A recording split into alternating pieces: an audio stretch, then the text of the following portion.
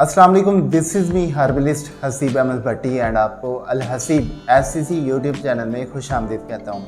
नाज़रीन, आज का हमारा टॉपिक बहुत ही इम्पोर्टेंट है कि किस तरह से हमारा जिस्म सुबह के नाश्ते से खून पैदा करता है। नाज़रीन, ये बड़ी अजीब सी वीडियो है, आपने इसे गौर से सुनना है, आपको बहुत ज़्यादा इन्फॉर्मेशन मिलने वाली है क्योंकि मैं आपको एक मोटी सी मिसाल दूंगा कि सुबह का नाश्ता मसलन उसमें जो चीज़ें होती हैं वो मैं अमूमन जो इस्तेमाल करते हैं वो मैं काउंट करूँगा। सिर्फ गंदम की रोटी, उस पर घी लगा हुआ और इसके साथ सालन जिसमें सब्जियां, आलू, गोश्त, दालें वगैरह पकाई जाती हैं।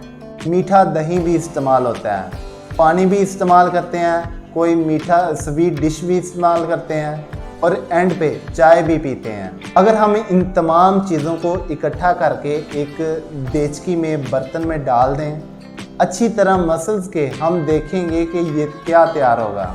अब आप अपने जहन पे जोर डालिए और ये जानिए कि वो क्या तैयार होगा। उम्मीद है कि आपके जहन में कोई ना कोई तो नक्शा आ ही गया होगा। तो नाज़रीन, अगर उसे मसला जाए तो वो ग्रीस तैयार होगी और इतनी बकबकी स्मेल बदबूदार चीज़ होगी। अगर उसी बर्तन को आधे घंटे के लिए पड़ा रहने दें तो आप यकीन जाने हैरान हो जाएंगे कि उसमें इतनी गंदी स्मेल भी आएगी, बदबू भी आएगी। क्या आपका जिस्म इस बदबू वाली चीज़ से खून पैदा करेगा? यकीन जानिए हरगिज़ नहीं करेगा। तो नाज़रीन, हम बहुत बड़ी गलत फहमी में हैं कि हम इतना खाते हैं, हमारे बच्चे इतना खाते हैं, लेकिन बच्चे का जिगर खून नहीं पैदा कर रहा है। ये हमारी बहुत ज़्यादा कंप्लेंट होती है आजकल। अरे पहले गौर तो कीजिए कि आप क्या चीज़ खा रहे हैं, ये कोई खाने वाली चीज़ है?